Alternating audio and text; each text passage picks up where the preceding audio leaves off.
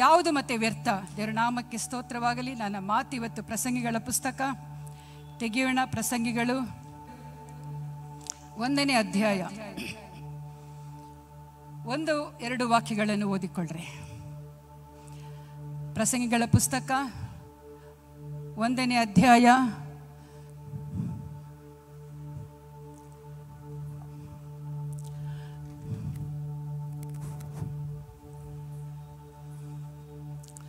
Hallelujah, ದೇವರ ನಾಮಕ್ಕೆ ಸ್ತೋತ್ರ. ದಾವೀದನ ಮಗನು, ಯೆರೂಸಲೇಮಿನಲ್ಲಿ ಆಳುವ ಅರಸನೂ ಆಗಿದ್ದ. ಪ್ರಸಂಗಿಯ ಮಾತುಗಳು. ದಾವೀದನ ಮಗನು, ಯೆರೂಸಲೇಮಿನಲ್ಲಿ ಆಳುವಂಥ ಅರಸನೂ ಆಗಿದ್ದಂಥ ಪ್ರಸಂಗಿಯ ಮಾತು. ಯಾರ ಮಾತು? ಸೊಲೊಮೋನನ ಮಾತಲ್ಲ, ಪ್ರಸಂಗಿಯ ಮಾತು. ಯಾರ ಮಾತು? ಒಬ್ಬ ಪ್ರಸಂಗಿಯ ಮಾತು. ವ್ಯರ್ಥವೇ ವ್ಯರ್ಥ, ವ್ಯರ್ಥ ವ್ಯರ್ಥವೇ ವ್ಯರ್ಥ, ಸಮಸ್ತವೂ ವ್ಯರ್ಥ. ಮನುಷ್ಯನು ಈ ಲೋಕದಲ್ಲಿ ಪಡುವ ಎಲ್ಲ ಪ್ರಯಾಸದಿಂದ ಅವನಿಗೆ ಏನು ಲಾಭ? ಇಲ್ಲಿ ಪ್ರಸಂಗಿ, ಅವನು ಸಹ ಜ್ಞಾನಿ ಆದಂಥ ಪ್ರಸಂಗಿ ಆದಂಥ ಅವನು ಹೇಳ್ತಾ ಇದ್ದಾನೆ. ಅವನ ಹೆಸರೇ ಪ್ರಸಂಗಿ. ಅವನು ಸೊಲೊಮೋನ ಎಂಬುದಾಗಿ ಪ್ರಕಟಿಸಲ್ಪಟ್ಟಿಲ್ಲ ಇಲ್ಲಿ. ಮತ್ತು 12ನೇ ವಾಕ್ಯ ಓದಿಕೊಳ್ಳುವುದಾದರೆ ಇನ್ನೂ ಸ್ಪಷ್ಟವಾಗಿ ನಮಗೆ ಅರ್ಥವಾಗ್ತದೆ. ಪ್ರಸಂಗಿಯಾದ ನಾನು ಯೆರೂಸಲೇಮಿನಲ್ಲಿ ಇಸ್ರಾಯೇಲರಿಗೆ ಅರಸನಾಗಿದ್ದೆನು. ಹಾಲೆಲೂಯ. ಪ್ರಸಂಗಿಯಾಗಿದ್ದಂಥ ನಾನು ಯೆರೂಸಲೇಮಿನಲ್ಲಿ ಅರಸನಾಗಿದ್ದೆನು. ಇಲ್ಲಿ ಆಕಾಶದ ಕೆಳಗೆ ನಡೆಯುವ ಎಲ್ಲ ಕೆಲಸಗಳನ್ನು ಜ್ಞಾನದಿಂದ ವಿಚಾರಿಸಿ ವಿಮರ್ಶಿಸಲು ಮನಸ್ಸಿಟ್ಟೆನು. ನರಜನ್ಮದವರ ಕರ್ತವ್ಯವೆಂದು ದೇವರು ನೇಮಿಸಿದ ಕೆಲಸವೆಲ್ಲ ಬಹು ಪ್ರಯಾಸವೇ. ಲೋಕದಲ್ಲಿ ನಡೆಯುವ ಕೆಲಸಗಳನ್ನೆಲ್ಲ ನೋಡಿದ್ದೇನೆ. ಗಾಳಿಯನ್ನು ಹಿಂದಟ್ಟಿದ ಹಾಗೆ ಸಮಸ್ತವು ವ್ಯರ್ಥ. ವಕ್ರವಾದನ್ನು ಸರಿ ಮಾಡುವುದು ಅಸಾಧ್ಯ. ಹಾಲೆಲೂಯ. ಎಲ್ಲ ಲೋಕದಲ್ಲಿ ನಾವು ಪಡುವಂಥ ಪ್ರಯಾಸ, ಲೋಕದಲ್ಲಿ ಸಂಪಾದಿಸುವಂಥ ಹಣ, ಲೋಕದಲ್ಲಿ ಪ್ರಯಾಸ ಪಡುವಂಥ ಪ್ರತಿಯೊಂದೊಂದು ಕಾರ್ಯಗಳು ಎಲ್ಲವೂ ಏನಂತೆ ಇಲ್ಲಿ ಜ್ಞಾನಿಯಾದಂಥ ಪ್ರಸಂಗಿ ಹೇಳ್ತಾ ಇದ್ದಾನೆ. ಆತನು ಏನು ಹೇಳ್ತಾ ಇದ್ದಾನೆ? ಎಲ್ಲವೂ ವ್ಯರ್ಥ, ಎಲ್ಲವೂ ವ್ಯರ್ಥ. ಹಾಲೆಲೂಯ. ಎಲ್ಲವೂ ವ್ಯರ್ಥ.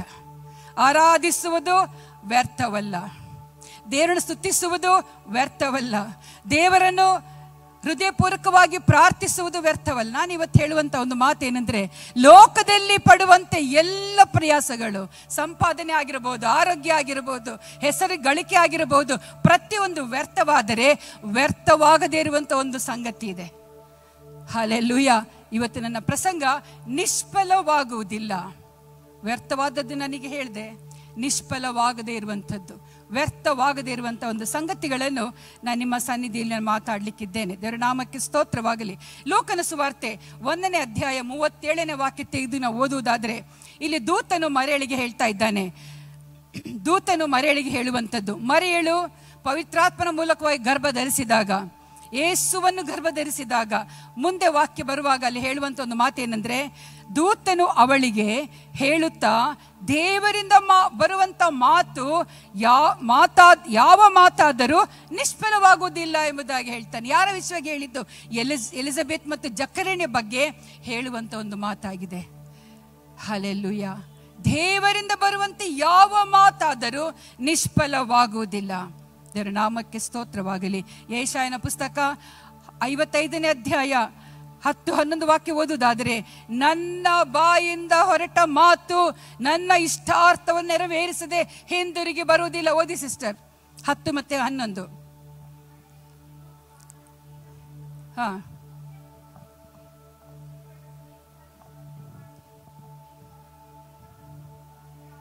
ಬಿತ್ತುವವನಿಗೆ ಬೀಜವನ್ನು, ಉಣ್ಣುವವನಿಗೆ ಆಹಾರವನ್ನು ಒದಗಿಸಿದ ಹೊರತು ಹೇಗೆ ಆಕಾಶಕ್ಕೆ ಸುಮ್ಮನೆ ಹಿಂದಿರುಗುವುದಿಲ್ಲವೋ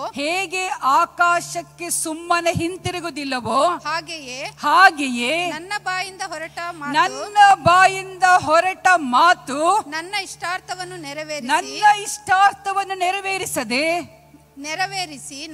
ನೆರವೇರಿಸಿ ನಾನು ಉದ್ದೇಶಿಸಿದ್ದನ್ನು ಕೈಗೂಡಿಸದ ಹೊರತು ನನ್ನ ಕಡೆಗೆ ವ್ಯರ್ಥವಾಗಿ ಹಿಂದಿರುಗುವುದಿಲ್ಲ. ಹಲ್ಲೆಲೂಯ. ಆತನು ಸಂಕಲ್ಪಿಸಿದ್ದು, ಆತನು ಮಾತನಾಡಿದ್ದು, ಆತನು ಉದ್ದೇಶಿಸಿದ್ದು, ಆತನು ಮಾಡುತ್ತೇನೆ ಎಂಬುದಾಗಿ ಹೇಳಿದಂಥ ಮಾತುಗಳು ಎಂದಿಗೂ ನಿಷ್ಫಲವಾಗುವುದಿಲ್ಲ. ಲೋಕದಲ್ಲಿ ಪಡುವಂಥ ಪ್ರಯಾಸವೆಲ್ಲವೂ ನಿಷ್ಫಲವಾಗುತ್ತದೆ, ವ್ಯರ್ಥವಾಗುತ್ತದೆ. ಹಲ್ಲೆಲೂಯ. ಆದರೆ ದೇವರ ಬಾಯಿಂದ ಹೊರಟಂಥ ಮಾತು ಎಂದಿಗೂ ನಿಷ್ಫಲವಾಗುವುದಿಲ್ಲ. ದೇವರ ನಾಮಕ್ಕೆ ಸ್ತೋತ್ರವಾಗಲಿ. ಮಾತ್ರವಲ್ಲ, ಇಲ್ಲಿ ಇನ್ನು ಒಂದು ಘಟನೆ, ಸುವಾರ್ತೆಗಳನ್ನು ಓದ್ತೇವೆ. ಯೋಹಾನ ಸುವಾರ್ತೆ 4ನೇ ಅಧ್ಯಾಯ 46ರಿಂದ 53 ವಾಕ್ಯಗಳು. ಬಹಳ ಉದ್ದವಾಗ್ತದೆ, ನಾನೇ ಸಂಕ್ಷಿಪ್ತವಾಗಿ ನಿಮ್ಮ ಸನ್ನಿಧಿಯಲ್ಲಿ ಹೇಳ್ತೇನೆ. ಇಲ್ಲಿ ಒಬ್ಬ ಪ್ರಧಾನನು, ಅಂದರೆ ಶ್ರೀಮಂತನು, ಊರಿಗೆ ಮುಖ್ಯಸ್ಥನು, ಪ್ರಧಾನನಾಗಿರುವಂಥ ಒಬ್ಬ ವ್ಯಕ್ತಿ ಯೇಸುವಿನ ಬಳಿಗೆ ಬರುವುದನ್ನು ನೋಡ್ತೇವೆ. ಇಲ್ಲಿ ಅವನೇನು ಮಾಡ್ತಾನೆ ಅಂದರೆ 49ನೇ ವಾಕ್ಯದಲ್ಲಿ ಓದುತ್ತೇವೆ, ಸ್ವಾಮಿ, ನನ್ನ ಮಗನು ಸಾಯುವುದಕ್ಕೆ ಮುಂಚೆ ನೀನು ಬರಬೇಕು. ಬಹು ದೂರದಲ್ಲಿದ್ದಾನೆ. ಅವನ ಮನೆಗೂ ಯೇಸು ಇರುವಂಥ ಸ್ಥಳಕ್ಕೂ ಬಹಳ ದೂರ ಅಂತರವಿದೆ. ಇಲ್ಲಿ ಯೇಸುವನ್ನು ಸಂಧಿಸಿ ತನ್ನ ಮನೆಗೆ ಕರಿತಾ ಇದ್ದಾನೆ. ಏಕೆಂದರೆ ನನ್ನ ಮಗನಿಗೆ ಅಸ್ವಸ್ಥನಾಗಿದ್ದಾನೆ, ಜ್ವರದಿಂದ ಪೀಡಿತನಾಗಿದ್ದಾನೆ, ಈಗಲೂ ಆಗಲೂ ಸಾಯುವಂಥ ಪರಿಸ್ಥಿತಿ ಅವನಿಗೆ ಬಂದಿದೆ. ದೇವರೇ, ನೀನು ಏನು ಮಾಡಬೇಕಂದ್ರೆ ಅವನು ಸಾಯುವುದಕ್ಕಿಂತ ಮುಂಚೆ ನೀನು ಬರಬೇಕು. ಹಲ್ಲೆಲೂಯ. ಅವನು ಸಾಯುವುದಕ್ಕಿಂತ ಮುಂಚೆ ನೀನು ಬರಬೇಕು. ಅನಂತರ ಯೇಸು ಹೇಳ್ತಾನೆ, ಯೇಸು ಅವನಿಗೆ, ನಿನ್ನ ಮಗನು ಬದುಕುತ್ತಾನೆ, ಹೋಗು. ದೇವರು ಆಡಿದಂಥ ಒಂದು ಮಾತು, ನಿನ್ನ ಮಗನು ಬದುಕುತ್ತಾನೆ, ಹೋಗು. ಅವನು ಕೇಳಿಕೊಂಡ ರೀತಿಯಲ್ಲಿ ಯೇಸು ಸ್ವಾಮಿ ಆ ಮನೆಗೆ ಹೋಗಲಿಲ್ಲ. ಬಹಳ ದೂರದಲ್ಲಿದೆ, ಅಂತರದಲ್ಲಿರುವಂಥ ಮನೆ. ಈತನು ಬಾಯಿ ಮಾತಲ್ಲಿ ಹೇಳ್ತಾ ಇದ್ದಾನೆ, ನಿನ್ನ ಮಗನು ಬದುಕುತ್ತಾನೆ, ಸಾಯೋದಿಲ್ಲ, ಹೋಗು. ಹಲ್ಲೆಲೂಯ. ಮಾತು ಏನಾಯಿತು ಮುಂದೆ ಓದೋಣ. ಎಂದು ಉತ್ತರ ಕೊಟ್ಟನು. ಆ ಗೃಹಸ್ಥನು ಯೇಸು ಹೇಳಿದ ಮಾತನ್ನು ನಂಬಿ ಹೊರಟನು. ಭಯಂಕರವಾದಂಥ ಒಂದು ನಂಬಿಕೆ. ಯೇಸು ಹೇಳಿದ ಕೂಡಲೇ ನಂಬಿದನು. ಯೇಸು ಮಾತನ್ನು ಕೈಯಲ್ಲಿ ಹಿಡ್ಕೊಂಡು ಹೃದಯದಲ್ಲಿ ನಂಬಿ ಆತನು ಹೊರಟನು. 51ನೇ ವಾಕ್ಯದಲ್ಲಿ ಓದ್ತೇವೆ, ಅವನು ಇನ್ನೂ ಗಟ್ಟ ಇಳಿದು ಹೋಗುತ್ತಿರುವಲ್ಲಿ ಅವನ ಆಳುಗಳು ಅವನೆದುರಿಗೆ ಬಂದು, ನಿನ್ನ ಮಗನು ಬದುಕಿಕೊಂಡನು ಅಂದರು. ಬಹಳ ಸುಂದರವಾಗಿರುವಂಥ ಒಂದು ಮಾತುಗಳು ಅಲ್ಲಿ ಬರೆಯಲ್ಪಟ್ಟಿದೆ. ಇನ್ನು ಮನೆ ಮುಟ್ಲಿಲ್ಲ, ಮಗನು ಹೇಗಿದ್ದೇನೆ ಎಂಬುದಾಗಿ ವಿಚಾರಿಸಲಿಕ್ಕೆ ಆಗ್ತಾ ಇಲ್ಲ.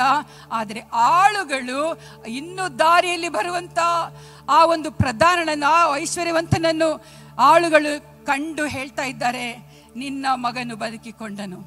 ಆಗ ಆ ಒಂದು ಮುಖ್ಯಸ್ಥನಿಗೆ ಏನುಂಟಾಗ್ತದೆ? ಆತುರತೆ ಉಂಟಾಗ್ತದೆ. ಯಾವಾಗ ಗುಣವಾಯಿತು? ನನ್ನ ಯೇಸು ಹೇಳಿದ ಸಮಯದಲ್ಲಿ ಗುಣವಾಯ್ತಾ? ಯಾವಾಗ ಗುಣವಾಯ್ತು ಎಂಬುದಾಗಿ ಪ್ರಶ್ನೆ ಮಾಡ್ತಾನೆ. ಅವನು ಇನ್ನೂ ಗಟ್ಟ ಇಳಿದು ಹೋಗುತ್ತಿರುವಾಗ ಅವನ ಆಳುಗಳು ಅವನ ಎದುರಿಗೆ ಬಂದು, ನಿನ್ನ ಮಗನು ಬದುಕಿಕೊಂಡನೆಂದರು. ಎಷ್ಟು ಗಂಟೆಗೆ ಅವನಿಗೆ ಇಳಿತರವಾಯಿತೆಂದು ಅವರನ್ನು ಕೇಳಿದಾಗ, ನಿನ್ನೆ ಮಧ್ಯಾಹ್ನದ 1 ಗಂಟೆಗೆ ಜ್ವರವು ಅವನನ್ನು ಬಿಟ್ಟಿತು ಅಂದರು. ಇದು ಆಳುಗಳು ಹೇಳಿದಂಥ ಸಾಕ್ಷಿ. 1 ಗಂಟೆಗೆ ಏನಾಗಿದೆ? ಮಗನಿಗೆ ಜ್ವರ ಬಿಟ್ಟಿದೆ. ಯೇಸು ಸ್ವಾಮಿ ಏನು ಹೇಳಿದ್ದಾನೆ? ನಿನ್ನ ಮಗನು ಬದುಕುತ್ತಾನೆ, ಹೋಗು ಎಂದು ಹೇಳಿದ ಮಾತು 1 ಗಂಟೆಗೆ ಆಗಿತ್ತು. ಹಲ್ಲೆಲೂಯಾ. ಅಲ್ಲಿ ಪುನಃ ಸಾಕ್ಷಿ ನೋಡ್ತೇವೆ ನಾವು. ಅವರನ್ನು ಕೇಳಿದಾಗ, ನಿನ್ನೆ ಮಧ್ಯಾಹ್ನದ 1 ಗಂಟೆಗೆ ಜ್ವರವು ಅವನನ್ನು ಬಿಟ್ಟಿತ್ತು ಅಂದರು. 53ನೇ ವಾಕ್ಯದಲ್ಲಿ ಓದ್ತೇವೆ, ಆಗ ನಿನ್ನ ಮಗನು ಬದುಕುತ್ತಾನೆಂದು ಯೇಸು ತನಗೆ ಹೇಳಿದ ತಾಸಿನಲ್ಲಿಯೇ ಅದಾಯಿತೆಂದು ತಂದೆಯು ತಿಳ್ಕೊಂಡದ್ದರಿಂದ ಸೇಮ್ ಟೈಮಲ್ಲಿ ಏನಾಗಿದೆ? ಇಲ್ಲಿ ಮಾತು ಆತನು ಆಡಿದ್ದಾನೆ, ಹೋಗು ನಿನ್ನ ಮಗನು ಬದುಕುತ್ತಾನೆಂಬುದಾಗಿ ಹೇಳಿದ ಮಾತು ಇವನು ಕೈಯಲ್ಲಿ ಹಿಡ್ಕೊಂಡು ಹೃದಯದಲ್ಲಿ ನಂಬಿ ಮನೆಗೆ ಮುಟ್ಟುವುದರ ಒಳಗಾಗಿಯೇ ಆತನು ನ್ಯೂಸ್ ಕೇಳ್ತಾ ಇದ್ದಾನೆ, ನಿನ್ನ ಮಗನು ಬದುಕಿದನು, ಜ್ವರ ಬಿಟ್ಟು ಹೋಗಿದೆ. ಹಲ್ಲೆಲೂಯಾ. ಇದನ್ನು ಕೇಳಿದ ಕೂಡಲೇ ಆ ಜ್ವರ ಬಿಟ್ಟಂತ ಸಮಯವು ಯೇಸು ಹೇಳಿದಂಥ ಸಮಯವನ್ನು ಕಂಪೇರ್ ಮಾಡಿದಾಗ ಏನಾಯ್ತು? ಅದು ನಿಜವಾಗಿತ್ತು. ಹಲ್ಲೆಲೂಯಾ. ಆತನ ಮಾತಿನಲ್ಲಿ ಶಕ್ತಿ ಇದೆ ಪ್ರಿಯರೇ. ನಂಬಿದರೆ ಹೊಂದಿಕೊಳ್ತೀರಾ. ದೇವರ ಸೇವಕರು ಒಂದು ಮಾತು ಹೇಳಿದರೆ ರೋಗಿಗಳನ್ನು ಸ್ವಸ್ಥಪಡಿಸುವಾಗ, ನಿನಗೆ ಗುಣವಾಗಲಿ, ಗುಣವಾಯಿತು ಎಂಬುದಾಗಿ ಹೇಳುವಾಗ, ಆ ಮಾತು ನಂಬುವಾಗ ರೋಗಿ ಗುಣ ಹೊಂದ್ಕೊಳ್ಳಿಕ್ಕೆ ಸಾಧ್ಯವಾಗ್ತದೆ. ಹಾಲೆಲೂಯಾ. ಬಿಗ್ ಜೈಲಿ ನಾನೊಂದು 2 ಸಲ ಪ್ರಾರ್ಥನೆಗೆ ಹೋಗುವಾಗ, ತುಂಬ 2 ವರ್ಷಗಳ ಹಿಂದೆ ಒಂದು ಸಾಕ್ಷಿ ನಾನು ಮೊನ್ನೆ ಕೇಳಿದೆ. ನೀವು ಸಿಸ್ಟರ್, ನೀವು ಮೊನ್ನೆ ಕಳೆದ ವರ್ಷದಲ್ಲಿ ನೀವು ಪ್ರಸಂಗ ಮಾಡಿದ್ರಿ. ಲೀಲಾ ಇವರು ಮೇರಿ ಸಿಸ್ಟರ್ ನನ್ನ ಜೊತೆಯಲ್ಲಿದ್ದರು. ಅವಾಗ ಅವ್ರು ಹೇಳಿದರು, ನೀವು ನನ್ನ ಮಗು ನಿಮಗೆ ಹುಟ್ಟುತ್ತದೆ, ನೀವು ಚಿಂತೆ ಮಾಡಬೇಡಿ, ಮುಂದಿನ ವರ್ಷದಲ್ಲಿ ಕೈಯಲ್ಲಿ ಮಗು ಸಿಗ್ತದೆ ಎಂಬುದಾಗಿ ನೀವು ಹೇಳಿದ್ರಿ. ಅದೇ ರೀತಿ ನನ್ನ ಮಗು ನನ್ನ ಕೈಯಲ್ಲಿ ಸಿಕ್ಕಿದೆ ಅಂಥೇಳಿ ಸಾಕ್ಷಿ ಕೊಟ್ಟದ್ದನ್ನು ನಾನು ಕೇಳುವಾಗ ನನಗೆ ಬಹಳ ಸಂತೋಷವಾಯಿತು. ಯಾಕಿದೆಲ್ಲ ಹೇಳ್ತೇನೆ? ಹೊಗಳಿಕೆಗಾಗಿ ಅಲ್ಲ ಪ್ರಿಯರೇ. ದೇವರ ನಾಮಕ್ಕೆ ಸ್ತೋತ್ರವಾಗಲಿ. ದೇವರು ನಮ್ಮನ್ನು ಉಪಯೋಗಿಸುವಂಥ ದೇವರಾಗಿದ್ದಾನೆ. ಯೇಸು ಕ್ರಿಸ್ತನು ತಾನೇ ಹೇಳಿದ್ದಾನೆ, ನಾನು ಮಾಡುವುದಕ್ಕಿಂತಲೂ ಹೆಚ್ಚಿನ ಕಾರ್ಯಗಳನ್ನು ನೀವು ಮಾಡ್ತೀರಿ ಎಂಬುದಾಗಿ ದೇವರು ಆತನು ಪರಲೋಕಕ್ಕೆ ಏರಿ ಹೋಗುವುದಕ್ಕಿಂತ ಮುಂಚಿತವಾಗಿ ಹೇಳಿದಂಥ ಮಾತು ನನಗೂ ನಿಮಗೂ ಅನ್ವಯಿಸುತ್ತದೆ. ಹಾಲೆಲೂಯಾ. ದೇವರ ನಾಮಕ್ಕೆ ಸ್ತೋತ್ರವಾಗಲಿ. ದೇವರು ನಮ್ಮ ಮಾತುಗಳಿಗೂ ಬೆಲೆ ಕೊಡುವನಾಗಿದ್ದಾನೆ.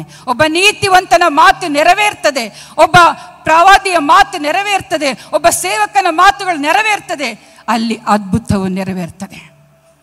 ಈ ಒಂದು ಮನುಷ್ಯನು ಐಶ್ವರ್ಯವಂತನು ಏನು ಮಾಡಿದ?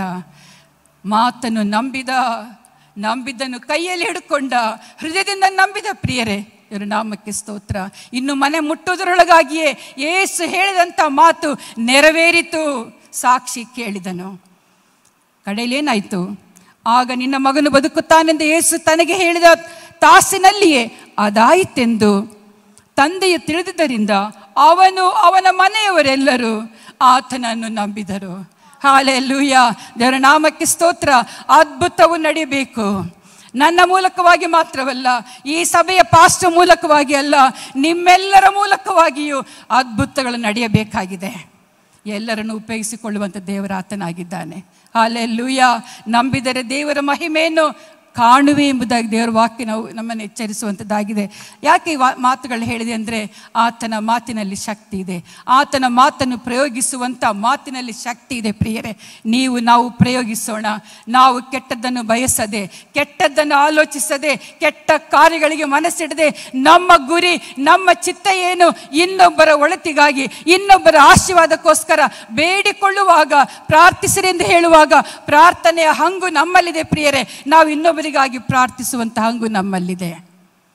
ದೇವರ ನಾಮಕ್ಕೆ ಸ್ತೋತ್ರವಾಗಲಿ. ದೇವರು ನಮ್ಮನ್ನು ಇವತ್ತು ಹೇಳುವಂಥ ಒಂದು ಮಾತೇನೆಂದರೆ, ಲೋಕದ ಎಲ್ಲ ಸಂಗತಿಗಳು ವ್ಯರ್ಥವಾಗಿದೆ ಪ್ರಿಯರೇ. ನಾವು ಇನ್ನೊಬ್ಬರಿಗೋಸ್ಕರ ಪ್ರಾರ್ಥಿಸುವುದು ಬಹಳ ಪ್ರಾಮುಖ್ಯವಾಗಿದೆ.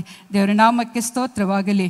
ಇಲ್ಲಿ ಪುನಃ ಯೋಬನು ಹೇಳ್ತಾ ಇದ್ದ 4ನೇ ಅಧ್ಯಾಯ 42ನೇ ಅಧ್ಯಾಯ 2ನೇ ವಾಕ್ಯದಲ್ಲಿ ಹೀಗೆ ಓದ್ತೇವೆ, ನೀನು ಸಕಲ ಕಾರ್ಯಗಳನ್ನು ನಡೆಸಬಲ್ಲೆಯೆಂತಲೂ ಯಾವ ಸಂಕಲ್ಪವು ನಿನಗೆ ಅಸಾಧ್ಯವಲ್ಲವೆಂತಲೂ ತಿಳಿದುಕೊಂಡೇ ಇದ್ದೇನೆ. ಯೋಬನು ಕಷ್ಟದಲ್ಲಿದ್ದಾನೆ, ದುಃಖದಲ್ಲಿದ್ದಾನೆ. ಆತನು ದೇವರನ್ನು ಘನಪಡಿಸ್ತಾ ಇದ್ದಾನೆ. ಏನಂತ? ನೀನು ಸಕಲ ಕಾರ್ಯಗಳನ್ನು ನಡೆಸುವಂಥ ದೇವರಾಗಿದ್ದೆ. ಹಾಲೆಲೂಯಾ. ಸಕಲ ಕಾರ್ಯಗಳು, ಯಾವುದೇ ಸಂಗತಿಗಳಾಗಿರಲಿ, ಯಾವುದೇ ವಿಷಯಗಳಾಗಿರಲಿ ಪ್ರಿಯರೇ, ನಾವು ಪ್ರಾರ್ಥಿಸುವಾಗ ಸಕಲ ಕಾರ್ಯಗಳನ್ನು ನಡೆಸಬಲ್ಲುವಂಥ ದೇವರ ಆತನಾಗಿದ್ದಾನೆ. ಇದು ಯೋಬನ ಸಾಕ್ಷಿಯಾಗಿದೆ. ಹಾಲೆಲೂಯಾ. ಮಾತ್ರವಲ್ಲ, ಯಾವ ಸಂಕಲ್ಪವು ನಿನಗೆ ಅಸಾಧ್ಯವಲ್ಲವೆಂತಲೂ ನಾನು ತಿಳ್ಕೊಂಡಿದ್ದೇನೆ. ನಾವು ಇಷ್ಟು ತಿಳ್ಕೊಂಡಿದ್ದೇವೆ? ಯೋಬನ ಹಾಗೆ ತಿಳ್ಕೊಂಡಿದ್ದೇವಾ? ಹಾಲೆಲೂಯಾ. ನಮ್ಮ ದೇವರು ಸರ್ವಶಕ್ತನೆಂಬುದಾಗಿ ತಿಳ್ಕೊಂಡಿದ್ದೇವಾ? ನಮ್ಮ ದೇವರಿಗೆ ಅಸಾಧ್ಯವಾದದ್ದು ಯಾವುದೂ ಇಲ್ಲ ಎಂಬುದಾಗಿ ತಿಳ್ಕೊಂಡಿದ್ದೇವಾ? ಹಾಲೆಲೂಯಾ. ಕೆಲವು ಸಲ ಮರೆತು ಬಿಡ್ತೇವೆ. ಮನುಷ್ಯರ ಮೊರೆ ಹೋಗ್ತೇವೆ, ಡಾಕ್ಟರ್ಗಳ ಮೊರೆ ಹೋಗ್ತೇವೆ. ಹಾಲೆಲೂಯಾ. ದೇವರು ಸರ್ವಶಕ್ತನಾದ ದೇವರು. ನಿಮಗೆ ಏನು ಬೇಕೋ ಆತನು ಕೊಡುವನಾಗಿದ್ದಾನೆ. ನಮ್ಮ ಮೂಲಕವಾಗಿಯೂ ಇನ್ನೊಬ್ಬರ ಆಶೀರ್ವಾದ ಹೊಂದಿಕೊಂಡು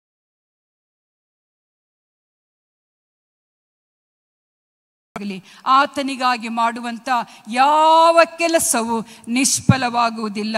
1 ಕೊರಿಂಥ 15ನೇ ಅಧ್ಯಾಯ ನಾವು 58ನೇ ವಾಕ್ಯದಲ್ಲಿ ಓದ್ತೇವೆ, ನನ್ನ ಪ್ರಿಯ ಸಹೋದರರೇ, ನಿಶ್ಚಲರಾಗಿರ್ರಿ, ಸ್ಥಿರಚಿತ್ತರಾಗಿಯೂ ಇರ್ರಿ. ನೀವು ಕರ್ತನ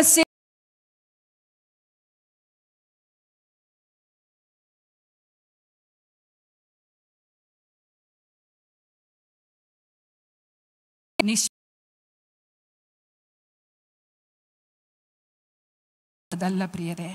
ಯಾವ ಸೇವೆ? ಸೇವೆ ಅಂದರೆ ಏನು? ಒಬ್ಬರಿಗೊಬ್ಬರು ಮಾಡುವಂಥ ಸೇವೆ, ಕಷ್ಟದಲ್ಲಿರುವವರನ್ನು ಆಧರಿಸುವಂಥ ಸೇವೆ, ಇನ್ನೊಬ್ಬರಿಗೋಸ್ಕರ ಪ್ರಾರ್ಥಿಸುವಂಥ ಸೇವೆ, ವಾಕ್ಯವನ್ನು ಹೊತ್ತುಕೊಂಡು ಕೇಳದೇ ಇರುವಂಥ ಯೇಸು ಎಂಬುದಾಗಿ ಕೇಳದೇ ಇರುವಂಥ ಜನಗಳ ಮಧ್ಯೆಯಲ್ಲಿ ಸಾರಿ ಹೇಳುವಂಥ ಸೇವೆ. ಪೀಠದಲ್ಲಿ ನಿಂತು ಮಾತಾಡೋದು ಬಹಳ ಸುಲಭ, ಬಹಳ ಸುಲಭ. ಅದೇ ನಾವು ಗೊತ್ತಿಲ್ಲದಂಥ ಜನಗಳ ಹತ್ರ ಹೋಗಿ ಸುವಾರ್ತೆ ಸಾರುವುದು ಬಹಳ ಕಷ್ಟ. ಈ ಕಷ್ಟವಾದ ಸೇವೆಯನ್ನು ನೀವು ಮಾಡುವುದು ವ್ಯರ್ಥವಲ್ಲ, ಅದು ನಿಷ್ಫಲವಲ್ಲ. ವ್ಯರ್ಥವಲ್ಲ ಅಂದರೆ ನಿಷ್ಫಲವಲ್ಲ. ಹಲ್ಲೆಲೂಯಾ. ದೇವರ ನಾಮಕ್ಕೆ ಸ್ತೋತ್ರವಾಗಲಿ, ದೇವರ ನಾಮಕ್ಕೆ ಸ್ತೋತ್ರವಾಗಲಿ.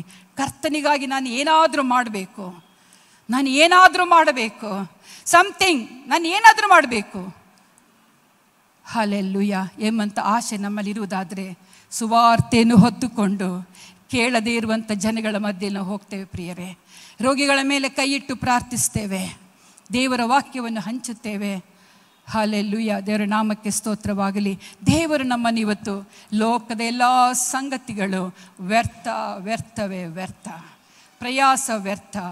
ಆದರೆ ಕ್ರಿಸ್ತನಿಗಾಗಿ ಮಾಡುವಂಥ ಕೆಲಸವು ಎಂದಿಗೂ ವ್ಯರ್ಥವಲ್ಲ, ವ್ಯರ್ಥವಲ್ಲ, ಅದು ನಿಷ್ಫಲವಲ್ಲ.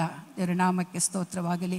ನಾವೊಂದು ವಾಕ್ಯ ಓದಿಕೊಳ್ಳೋಣ. ಮತ್ತಾಯನ ಸುವಾರ್ತೆ 6ನೇ ಅಧ್ಯಾಯ 6ನೇ ವಾಕ್ಯದಲ್ಲಿ ಹೀಗೆ ಓದ್ತೇವೆ, ನಾವು ಪ್ರಾರ್ಥನೆ ಮಾಡುವಂಥ ಪ್ರಾರ್ಥನೆ ಎಂದಿಗೂ ವ್ಯರ್ಥವಲ್ಲ ಪ್ರಿಯರೇ.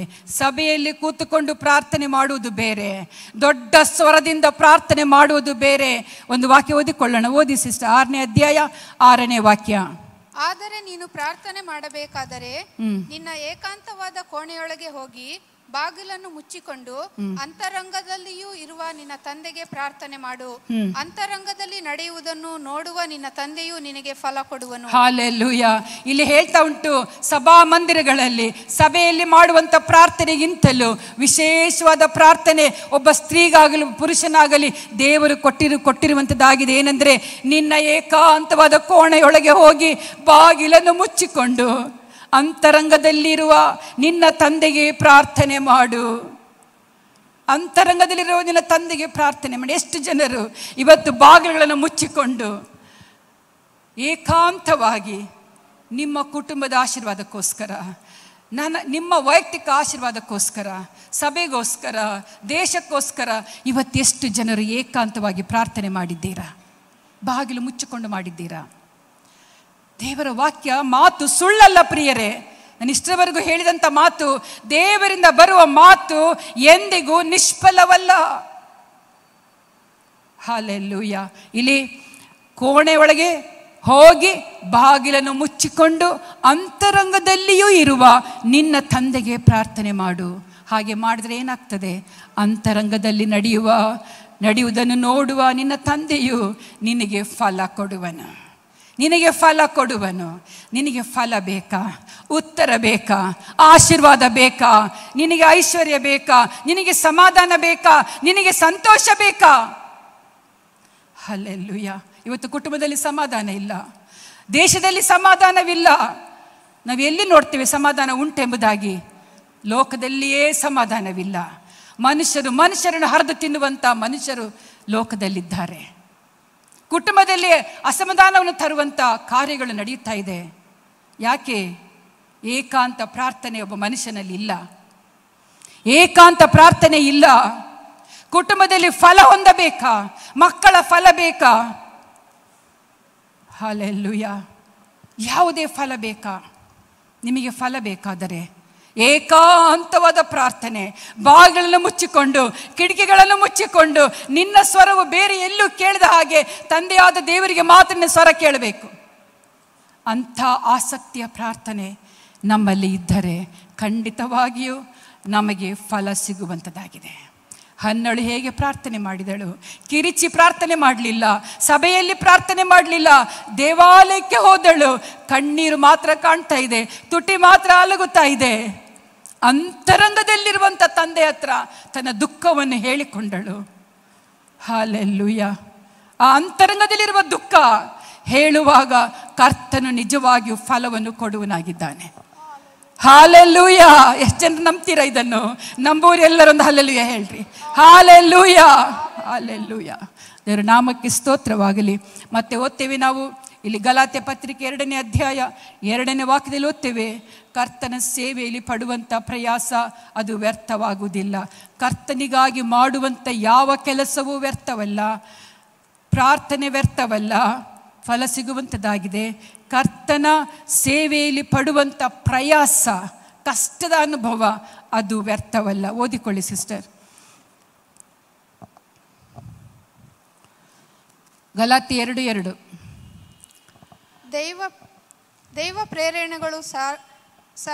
ದೈವ ಪ್ರೇರಣೆಗನುಸಾರವಾಗಿ ಹೋದೆನು. ಅನ್ಯ ಜನರಲ್ಲಿ ನಾನು ಸಾರುವ ಸುವಾರ್ತೆಯು ಏನೆಂಬುದನ್ನು ಅಲ್ಲಿದ್ದವರಿಗೆ ತಿಳಿಸಿದೆನು. ಆದರೆ ನಾನು ಪಡುತ್ತಿರುವ ಪ್ರಯಾಸವಾಗಲಿ ಪಟ್ಟ ಪ್ರಯಾಸವಾಗಲಿ ನಿಷ್ಫಲವಾಗಬಾರದೆಂದು ಮಾನಿಷ್ಠರಿಗೆ ಏಕಾಂತದಲ್ಲಿ ತಿಳಿಸಿದೆನು. ನಿಷ್ಫಲವಾಗುವುದಿಲ್ಲ ನಾನು ಪಡುವಂಥ ಸೇವೆಯಲ್ಲಿ ಪಡುವಂಥ ಪ್ರಯಾಸ. ಅಲ್ಲಿ ಹೇಳ್ತಾ ಇದ್ದಾನೆ, ಆದರೆ ನಾನು ಪಡುತ್ತಿರುವ ಪ್ರಯಾಸವಾಗಲಿ ಪಟ್ಟ ಪ್ರಯಾಸವಾಗಲಿ. ಇಲ್ಲಿ ಪೌಲನು ಹೇಳ್ತಾ ಇದ್ದಾನೆ. ಹಲ್ಲೆಲೂಯಾ. ಪೌಲನು ಹೇಳುವಂಥ ಒಂದು ಮಾತು, ಅವನು ಸೇವೆಯಲ್ಲಿ ಬಹಳ ಹಿಂಸೆಗಳನ್ನು ತಾಳಿಕೊಂಡಂಥ ಒಬ್ಬ ಮನುಷ್ಯನು. ಅವನು ಕೂಡ ಹಿಂಸೆ ಮಾಡಿದಂಥವನು, ದೇವ ಜನರನ್ನು ಹಿಂಸೆ ಪಡಿಸಿದಂಥವನು.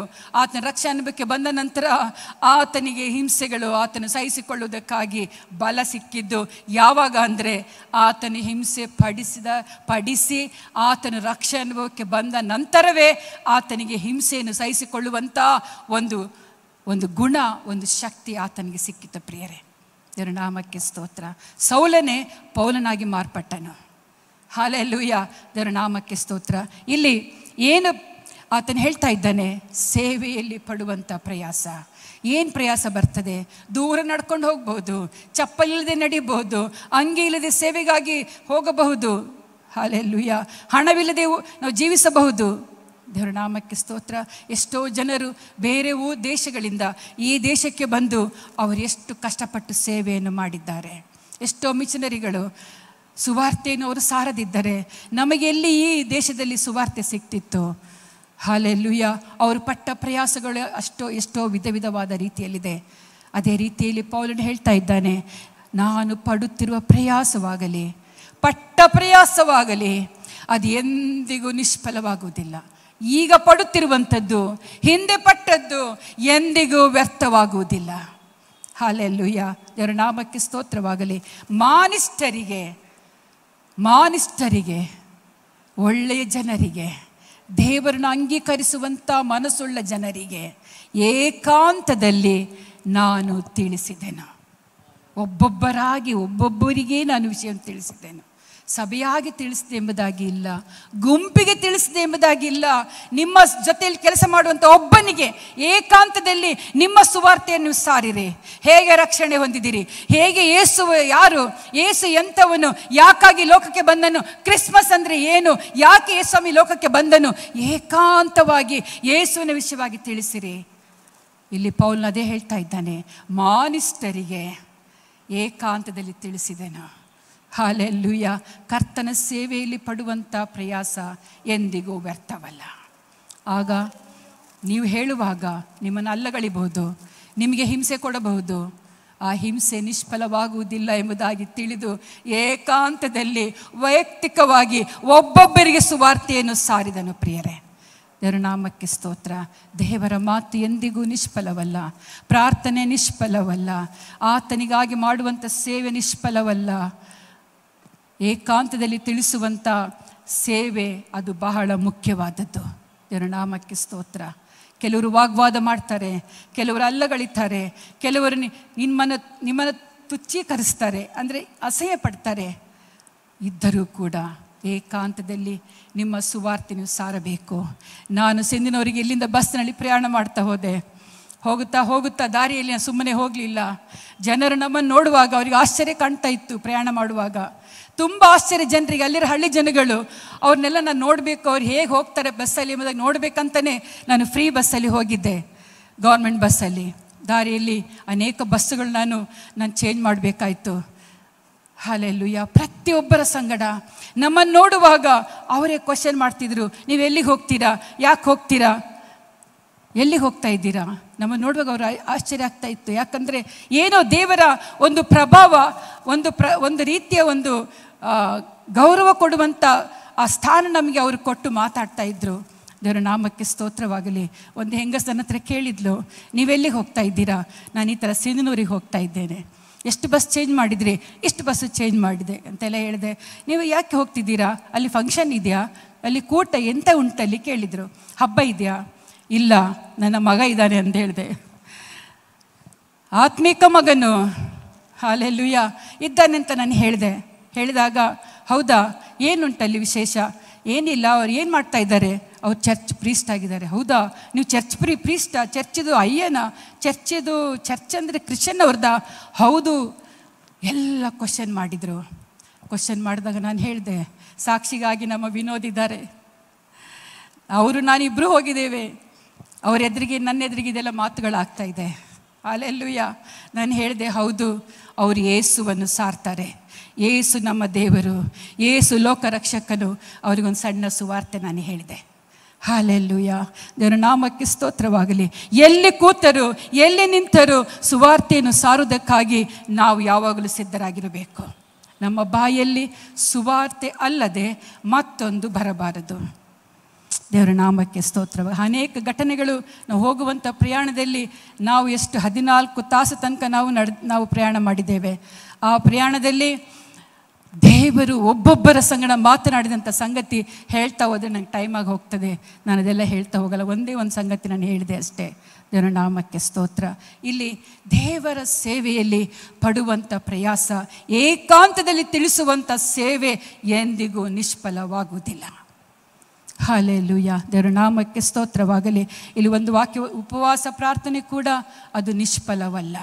ಪ್ರಾರ್ಥನೆ ಇದೆ, ಆ ಪ್ರಾರ್ಥನೆ ಏಕಾಂತವಾದ ಪ್ರಾರ್ಥನೆ. ಉಪವಾಸ ಪ್ರಾರ್ಥನೆ ಕೂಡ ಇದೆ. ಆ ಉಪವಾಸ ಪ್ರಾರ್ಥನೆ ಕೂಡ ನೀವು ಮಾಡುವಂಥ ಉಪವಾಸ ಎಂದಿಗೂ ವ್ಯರ್ಥವಾಗುವುದಿಲ್ಲ. ದೇವರ ವಾಕ್ಯವನ್ನು ಓದಿಕೊಳ್ಳೋಣ. ದೇವರ ನಾಮಕ್ಕೆ ಸ್ತೋತ್ರವಾಗಲಿ. ಅದೇ ಮತ್ತಾಯನ ಸುವಾರ್ತೆ 6ನೇ ಅಧ್ಯಾಯ 17-18 ವಾಕ್ಯಗಳನ್ನು ಓದ್ರಿ. ಆದರೆ ನೀನು ಉಪವಾಸ ಮಾಡುವಾಗ ತಲೆಗೆ ಎಣ್ಣೆ ಹಚ್ಚಿಕೊಂಡು ಮುಖವನ್ನು ತೊಳಕೋ. ಹೀಗೆ ಮಾಡಿದರೆ ನೀನು ಉಪವಾಸಿ ಎಂದು ಜನರಿಗೆ ಕಾಣದೆ ಹಾಲೆಲೂಯ. ಇಲ್ಲಿ ಒಂದು ಸ್ವಲ್ಪ ಮತ್ತೆ ಓದುವ. ಉಪವಾಸಿ ಎಂದು ಜನರಿಗೆ ತೋರಿಸುವುದಕ್ಕಾಗಿ ನಾವು ಉಪವಾಸ ಮಾಡಬಾರದು. ಮೊದಲನೇದಾಗಿ ಎಲ್ಲರ ಡಾಮ್ ಡಾಮ್ ಡಾಮ್ ಹೇಳ್ಕೊಂಡು ಹೋಗುವುದಲ್ಲ. ನಾನು ಉಪವಾಸ ಮಾಡಿದೆ, ನಾನಿವತ್ತು ಉಪವಾಸ ಮಾಡಿದೆ, ಇಷ್ಟು ದಿನ ಉಪವಾಸ ಮಾಡಿದೆ ಅಲ್ಲ. ನೀನು ಉಪವಾಸಿ ಎಂದು ಯಾರಿಗೆ ಗೊತ್ತಾಗಬಾರ್ದು? ಜನಗಳಿಗೆ ಗೊತ್ತಾಗಬಾರದು. ನಿನ್ನ ಅಂತರಂಗದಲ್ಲಿರುವಂಥವನಿಗೆ ಮಾತ್ರ ಗೊತ್ತಾಗಬೇಕು. ಹಾಲೆಲೂಯ. ದೇವರ ನಾಮಕ್ಕೆ ಸ್ತೋತ್ರವಾಗಲಿ. ನಾನು ಉಪವಾಸ ಮಾಡ್ತಾ ಇದ್ದೇನೆಂಬುದಾಗಿ ನನ್ನ ಮನೆಯವರಿಗೆ ಯಾರಿಗೂ ಇಷ್ಟವರೆಗೆ ಗೊತ್ತಿಲ್ಲ. ಹಾಲೆಲೂಯ. ನನ್ನ ಗಂಡನಿಗೆ ಕೂಡ ಗೊತ್ತಾಗ್ತಿರ್ಲಿಲ್ಲ. ದೇವರ ನಾಮಕ್ಕೆ ಸ್ತೋತ್ರವಾಗಲಿ. ನೀನು ಉಪವಾಸಿ ಎಂದು ಜನರಿಗೆ ಕಾಣದೆ ಹೋದಾಗ್ಯೂ ಅಂತರಂಗದಲ್ಲಿರುವ ನಿನ್ನ ತಂದೆಗೆ ಉಪವಾಸಿ ಎಂದು ಕಾಣಿಸಿಕೊಳ್ಳುವಿ. ಮನುಷ್ಯರಿಗೆ ತೋರುವುದು ಅಗತ್ಯವಿಲ್ಲ, ನಿಮ್ಮ ತಂದೆಗೆ ತೋರಿದರೆ ಸಾಕು. ನಿಮ್ಮ ಅಂತರಂಗ ದೇವರಿಗೆ ಗೊತ್ತಾದರೆ ಸಾಕು. ನೀವು ಉಪವಾಸಿ ಎಂದು ದೇವರಿಗೆ ಗೊತ್ತಾದರೆ ಸಾಕು. ನಾನು ಉಪವಾಸ ಇವತ್ತು ಅತ್ತಿನ್ನಲ್ಲ ಡಾಮ್ ಡುಮ್ ಹೇಳುವುದು ಬೇಡ. ಹಾಲೆಲೂಯ. ದೇವರ ನಾಮಕ್ಕೆ ಸ್ತೋತ್ರವಾಗಲಿ. ಮುಂದೆ ಓದೋಣ. ಅಂತರಂಗದಲ್ಲಿ ನಡೆಯುವುದನ್ನು ನೋಡುವ ನಿನ್ನ ತಂದೆಯು ನಿನಗೆ ಫಲ ಕೊಡುವನು. ಸಾಕು. ಅಂತರಂಗದಲ್ಲಿ ನಡೆಯುವಂಥ ಸಂಗತಿಗೆ ದೇವರು ನೋಡುವನಾಗಿದ್ದಾನೆ. ಅದಕ್ಕೆ ಏನು ಸಿಗ್ತದೆ? ಫಲ ಸಿಗ್ತದೆ. ನಿಷ್ಫಲವಾಗುವುದಿಲ್ಲ. ಅದು ವ್ಯರ್ಥವಲ್ಲ. ಪ್ರಾರ್ಥನೆ ವ್ಯರ್ಥವಲ್ಲ. ಏಕಾಂತ ಪ್ರಾರ್ಥನೆ ವ್ಯರ್ಥವಲ್ಲ. ಉಪವಾಸ ಪ್ರಾರ್ಥನೆ ವ್ಯರ್ಥವಲ್ಲ. ದೇವರ ನಾಮಕ್ಕೆ ಸ್ತೋತ್ರ.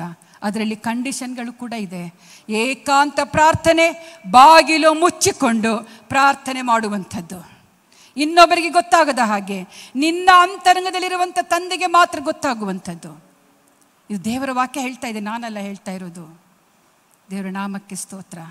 ಉಪವಾಸ ಪ್ರಾರ್ಥನೆ ಜನಗಳಿಗೆ ಗೊತ್ತಾಗುವುದಕ್ಕಿಂತ ಮುಂಚಿತವಾಗಿ, ಜನಗಳಿಗೆ ಗೊತ್ತಾಗುವುದ ಆಸೆ ನಿಮ್ಮನ್ನು ಬಿಟ್ಟು ದೇವರಿಗೆ ಮಾತ್ರ ಗೊತ್ತಾಗುವ ರೀತಿಯಲ್ಲಿ ದೇವರೊಂದಿಗೆ ಪ್ರಾರ್ಥನೆ ಮಾಡಿರಿ. ದೇವರು ನಿಮಗೆ ಫಲವನ್ನು ಕೊಡುವನಾಗಿದ್ದಾನೆ. ಹಾಲೆಲೂಯ. ದೇವರ ನಾಮಕ್ಕೆ ಸ್ತೋತ್ರವಾಗಲಿ. ದೇವರು ನಮ್ಮನ್ನು ಇವತ್ತು ಎಚ್ಚರಿಸ್ತಾ ಇದ್ದಾನೆ. ಮಾತ್ರವಲ್ಲ, ದೇವರಿಗೆ ಕೊಡುವುದು ಕೂಡ ಎಂದಿಗೂ ವ್ಯರ್ಥವಲ್ಲ. ಓದೋಣ ಅದೇ 6ನೇ ಅಧ್ಯಾಯ 3 ಮತ್ತು 4 ವಾಕ್ಯಗಳು ಓದಿರಿ. ನೀನಾದರೆ ಧರ್ಮ ಕೊಡುವಾಗ ನೀನು ಧರ್ಮ ಕೊಟ್ಟದ್ದು ಅಂತರಂಗ ಆಗುವ ಹಾಗೆ ನಿನ್ನ ಬಲಗೈ ಮಾಡಿದ್ದು ಎಡಗೈಗೂ ತಿಳಿಯದಿರಲಿ. ಅಂತರಂಗದಲ್ಲಿ ನಡೆಯುವುದನ್ನು ನೋಡುವ ನಿನ್ನ ತಂದೆಯು ನಿನಗೆ ಫಲ ಕೊಡುವನು. ಸಾಕು, ಫಲ ಕೊಡುವನು, ವ್ಯರ್ಥವಲ್ಲ, ಫಲ ಸಿಗ್ತದೆ. ಲೋಕದ ವ್ಯವಹಾರಗಳಿಗೆ ಫಲ ಸಿಕ್ಕುವುದಿಲ್ಲ, ಇಲ್ಲೇ ಬಿಟ್ಟು ಹೋಗ್ಬೇಕು. ಆಸ್ತಿ ಸಂಪಾದನೆ ಮಾಡಿದ್ರೆ ಇಲ್ಲೇ ಬಿಟ್ಟು ಹೋಗ್ಬೇಕು. ಬೆಳ್ಳಿ ಬಂಗಾರ ಸಂಪಾದನೆ ಮಾಡಿದ್ರೆ ಇಲ್ಲೇ ಬಿಟ್ಟು ಹೋಗ್ಬೇಕು. ಮನೆಯನ್ನು ಕಟ್ಟಿದ್ರೆ ಇಲ್ಲೇ ಬಿಟ್ಟು ಹೋಗ್ಬೇಕು. ಯಾವುದನ್ನು ತಗೊಂಡು ಹೋಗುವುದಿಲ್ಲ. ವ್ಯರ್ಥ, ವ್ಯರ್ಥ, ಸಮಸ್ತವೂ ವ್ಯರ್ಥ. ಆದರೆ ವ್ಯರ್ಥವಾಗದಿರುವಂಥ ಸಂಗತಿ, ಮುಂದೆ ಫಲ ಸಿಗುವಂಥ ಸಂಗತಿ ಯಾವುದಾದ್ರೂ ಇದ್ದರೆ, ನೀನು ಧರ್ಮ ಕೊಡುವಾಗ ನೀನು ಧರ್ಮ ಕೊಟ್ಟದ್ದು ಅಂತರಂಗದಲ್ಲಿರುವ ಹಾಗೆ ನಿನ್ನ ಬಲಗೈ ಮಾಡಿದ್ದು ಎಡಗೈಗೂ ತಿಳಿಯದಂತಿರಲಿ, ತಿಳಿಯದಿರಲಿ. ಬಲಗೈಯಿಂದ ಕೊಟ್ಟರೆ ಎಡಗೈಲಿ ಗೊತ್ತಾಗಬಾರದು. ಎಷ್ಟು ಭಯಂಕರವಾಗಿದೆ ಪ್ರಿಯರೇ. ಕೊಡುವಂಥದ್ದನ್ನು ಈಗ ನಾವು ನೋಡ್ತೇವೆ. ಅನೇಕ ಸಭೆಗಳಲ್ಲಿರಬಹುದು, ಹೆಸರುಗಳನ್ನು ಬರೆಸ್ಕೊಳ್ತಾರೆ. ಇಂಥವರು ಇಷ್ಟು ಹಣ ಕೊಟ್ಟಿದ್ದಾರೆ, ಇಂಥವರು ಇಂಥ ಫ್ಯಾನ್ ಹಾಕಿದ್ದಾರೆ, ಇಂಥವರು ಇಂಥ ಚೇರ್ಗಳನ್ನ ಕೊಟ್ಟಿದ್ದಾರೆ, ಇಂಥವರು ಎಂಬುದಾಗಿ ಹೆಸರು ಬರೆಸಿದ್ರೆ ಮಾತ್ರ ಅವರಿಗೆ ಸಮಾಧಾನ. ಹಲ್ಲೆಲೂಯಾ. ಇಲ್ಲಿ ದೇವರ ವಾಕ್ಯ ಏನು ಹೇಳ್ತದೆ? ನೀನು ಕೊಡುವುದು ಬಲಗೈಯಲ್ಲಿ ಕೊಟ್ಟರೆ ಎಡಗೈಗೆ ಗೊತ್ತಾಗಬಾರ್ದು. ಸಭೆಗೆ ಗೊತ್ತಾಗಬೇಕು? ದೇವರಿಗೆ ಗೊತ್ತಾದರೆ ಸಾಕು, ದೇವರಿಗೆ ಗೊತ್ತಾದರೆ ಸಾಕು. ಹಲ್ಲೆಲೂಯಾ. ದೇವರ ನಾಮಕ್ಕೆ ಸ್ತೋತ್ರವಾಗಲಿ. ಎಡಗೈ ಮಾಡಿದ್ದು ಬಲಗೈ ಮಾಡಿದ್ದು ಎಡಗೈಗೂ ತಿಳಿಯದಿರಲಿ. ಅಂತರಂಗದಲ್ಲಿ ನಡೆಯುವುದನ್ನು ನೋಡುವ ನಿನ್ನ ತಂದೆಯು ನಿನಗೆ ಫಲ ಕೊಡುವನು. ದೇವರ ನಾಮಕ್ಕೆ ಸ್ತೋತ್ರ. ನಾನು ಚಿಕ್ಕವಳಿರುವಾಗ ನಮ್ಮ ಹುಬ್ಳಿಲೆಲ್ಲ ಒಂದು ಮದುವೆ ನಡೀತಿತ್ತು. ಮದುವೆಗೆಲ್ಲ ಹೋಗ್ತಿದ್ವಿ ನಾವು. ಆಗ ಮದುಮಕ್ಕಳಿಗೆ ಆಯರ್ ಅಂತ ಹೇಳ್ತಾರೆ, ಮೂಯಿ ಕೊಡ್ತಾಯಿದ್ರು. ಅವರು 5 ರೂಪಾಯಿ ಕೊಡಲಿ. ಆಗಿನ ದಿವಸಗಳಲ್ಲಿ 5 ರೂಪಾಯಿನೇ ದೊಡ್ಡ ಸಂಗತಿ, 2 ರೂಪಾಯಿ ಕೊಡಲಿ ದೊಡ್ಡ ಸಂಗತಿ. ಅದು ಆಗಿನ ದಿವಸಗಳಲ್ಲಿ 3 years ಬಿಫೋರ್ ಹೇಳ್ತಿರೋದು ನಾನು. ಆಗ ಏನು ಮಾಡ್ತಿದ್ರು ಅಂದರೆ, ಇಂಥವರು ಅವರು ಮನೆತನ ಹೇಳ್ತಿದ್ರು, ಮನೆತನದ ಹೆಸರು, ಅವರ ಹೆಸರೆಲ್ಲ ಹೇಳಿ ಇಂಥವರು ಇಷ್ಟು ಹಣ ಕೊಟ್ಟಿದ್ದಾರೆ ಅಂತ ಸಾಕ್ಷಿ ಹೇಳ್ತಿದ್ರು, ಸಾರಿ ಹೇಳ್ತಿದ್ರು. 3 ಸಲ ಸಾರಿ ಹೇಳ್ತಿದ್ರು. ಇದು ಮದುವೆ ವಿಷಯದಲ್ಲಿ ಆಯಿತು. ದೇವರ ವಿಷಯದಲ್ಲಿ ದೇವರಿಗೆ ಕೊಟ್ಟದ್ದನ್ನು ಸಾರಿ ಹೇಳುವಂಥ ಅವಶ್ಯಕ ಇಲ್ಲ. ಹಲ್ಲೆಲೂಯಾ. ದೇವರಿಗೆ ಕೊಟ್ಟದ್ದು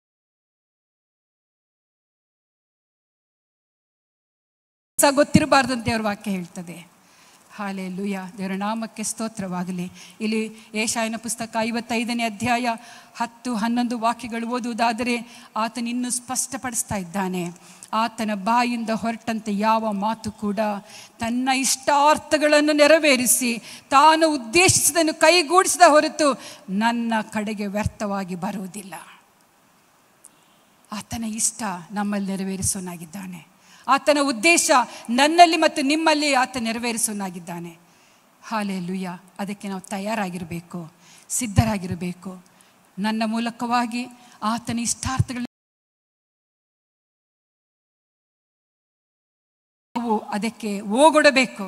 ಎಸ್ ಸ್ವಾಮಿ, ನಾನು ಮಾಡ್ತೇನೆ, ಹೌದು ನಾನು ಕೊಡ್ತೇನೆ, ಹೌದು ನಾನು ಮಾಡ್ತೇನೆ ಎಂಬುದಾಗಿ ನಮ್ಮ ಮನಸ್ಸು ಸಿದ್ಧವಾಗಿದ್ದರೆ ನಮ್ಮನ್ನು ಉಪಯೋಗಿಸಿಕೊಳ್ಳುವನಾಗಿದ್ದಾನೆ. ದೇವರ ನಾಮಕ್ಕೆ ಸ್ತೋತ್ರವಾಗಲಿ. ಇಲ್ಲಿ ದೇವರ ನಾಮಕ್ಕೆ ಸ್ತೋತ್ರ. ಮತ್ತಾಯನ ಸುವಾರ್ತೆ 16ನೇ ಅಧ್ಯಾಯ 24ನೇ ವಾಕ್ಯದಲ್ಲಿ ಓದ್ತೇವೆ, ನಾವು ಈ ಲೋಕವನ್ನು ಪ್ರೀತಿಸಲಿಕ್ಕೆ ಸಾಧ್ಯವಿಲ್ಲ. ನಾವು ದೇವರನ್ನು ಪ್ರೀತಿಸಬೇಕಾದರೆ ಲೋಕವನ್ನು ಬಿಡಬೇಕಾಗ್ತದೆ. ನಾವು ದೇವರನ್ನು ಪ್ರೀತಿಸಬೇಕಾದರೆ ನಾವು ಲೋಕವನ್ನು ಬಿಡಲೇಬೇಕು. ಓದಿ ಸಿಸ್ಟರ್.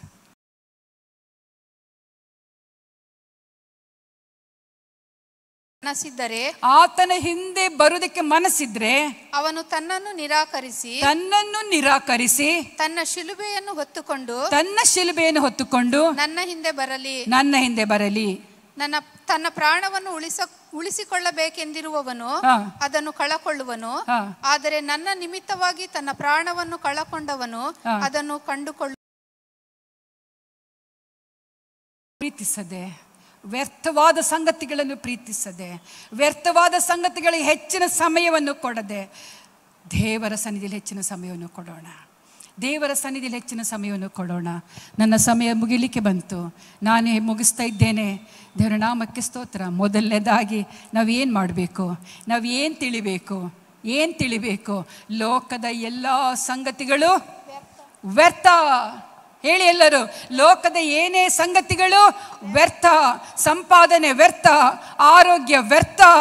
ಎಷ್ಟೇ ಆರೋಗ್ಯ ಪಡ್ಕೊಂಡ್ರು ಒಂದಲ್ಲ ಒಂದಿನ ಸಮಾಧಿಗೆ ಹೋಗಲೇಬೇಕು. ಹೌದಲ್ವಾ?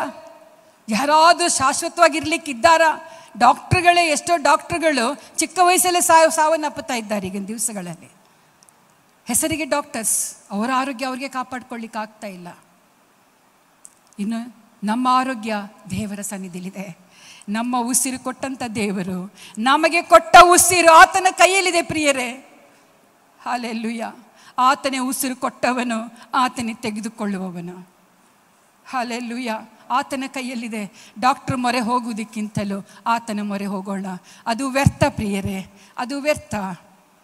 ದೇವರ ನಾಮಕ್ಕೆ ಸ್ತೋತ್ರವಾಗಲಿ. ಈ ಲೋಕದ ಸಂಗತಿಗಳು ವ್ಯರ್ಥ ಅಂದ ಮೇಲೆ ಲೋಕವನ್ನು ಪ್ರೀತಿಸದೇ ಇರೋಣ. ಲೋಕವನ್ನು ಪ್ರೀತಿಸುವವನು ಆತನ್ನು ಪ್ರೀತಿಸಲು ಸಾಧ್ಯವಿಲ್ಲ. ಯಾರು ಇಬ್ಬರು ಯಜಮಾನರಿಗೆ ಸೇವೆ ಮಾಡಲಿಕ್ಕಾಗಲ್ಲ. ಆಗ್ತದಾ? ಇಬ್ಬರು ಯಜಮಾನರಿಗೆ ಸೇವೆ ಮಾಡೋಕ್ಕಾಗ್ತದ? 2 ತೋಟದ ಯಜಮಾನರಿದ್ದಾರೆ. ಒಂದು ತೋಟದ ಯಜಮಾನನು ಅವನು ಹೇಳ್ತಾನೆ, ಈ ಕೆಲಸ ಮಾಡು, ಈ ಕೆಲಸ ಮಾಡು, ಈ ಕೆಲಸ ಮಾಡು ಅಂತ. ಇದೇ ಮನುಷ್ಯನು ಇನ್ನೊಬ್ಬ ಯಜಮಾನಿಗಿದೆ, ಈ ಕೆಲಸ ಮಾಡಿ. ಎಲ್ಲ ಅಟ್ ಎ ಟೈಮ್ ಮಾಡ್ಲಿಕ್ಕಾಗ್ತದ? ಕತ್ತಲೆಗೂ ಬೆಳಕಿಗೂ ಐಕ್ಯತೆ ಇದೆಯಾ? ಕತ್ತಲೆ ಬಂದಾಗ ಬೆಳಕು ಹೋಗಲೇಬೇಕು, ಬೆಳಕು ಬಂದಾಗ ಕತ್ತಲೆ ಹೋಗಲೇಬೇಕು. ಹಲ್ಲೆಲೂಯಾ. ಅದೇ ರೀತಿಯಲ್ಲಿ ಲೋಕದ ಸಂಗತಿಗಳನ್ನು ಬಿಟ್ಟು ದೇವರ ಕಾರ್ಯಗಳಿಗೋಸ್ಕರ ನಮ್ಮನ್ನು ಸಿದ್ಧ ಮಾಡಿಕೊಳ್ಳೋಣ. ಲೋಕದ ಸಂಗತಿಗಳು ವ್ಯರ್ಥ, ಪ್ರಾರ್ಥನೆ ವ್ಯರ್ಥವಲ್ಲ, ದೇವರಲ್ಲಿ ಪಡುವಂಥ ಪ್ರಯಾಸ ವ್ಯರ್ಥವಲ್ಲ, ದೇವರ ಸೇವೆ ವ್ಯರ್ಥವಲ್ಲ, ದೇವರಿಗಾಗಿ ಮಾಡುವಂಥ ಯಾವ ಕಾರ್ಯವೂ ವ್ಯರ್ಥವಲ್ಲ, ದೇವರಿಗೆ ಕೊಡುವುದು ವ್ಯರ್ಥವಲ್ಲ. ಪ್ರತಿಫಲ ಕೊಟ್ಟೇ ಕೊಡ್ತಾನೆ. ದೇವರ ನಾಮಕ್ಕೆ ಸ್ತೋತ್ರವಾಗಲಿ. ಆತನು ಬಾಯಿಂದ ತಾನೇ ಹೇಳಿದ್ದಾನೆ, ನನ್ನ ಮಾತು ನನ್ನ ಕಾರ್ಯವನ್ನು ಮಾಡದೆ, ನನ್ನ ಉದ್ದೇಶವನ್ನು ನೆರವೇರಿಸದೆ ಹಿಂತಿರುಗುವುದಿಲ್ಲ ಎಂಬುದಾಗಿ ಹೇಳಿದಂಥ ದೇವರು, ಆತನ ಮಾತುಗಳನ್ನು ನಾವು ಖಂಡಿತವಾಗಿ ಕೈಯಲ್ಲಿ ಹಿಡ್ಕೊಂಡು ದೇವರ ಸುವಾರ್ತೆಯನ್ನು ಸಾರುವುದಕ್ಕೆ ನಮ್ಮ ಅನ್ಯ ಮಾತುಗಳ ಮೂಲಕ ನಮ್ಮನ್ನು ಆಶೀರ್ವದಿಸಲಿ.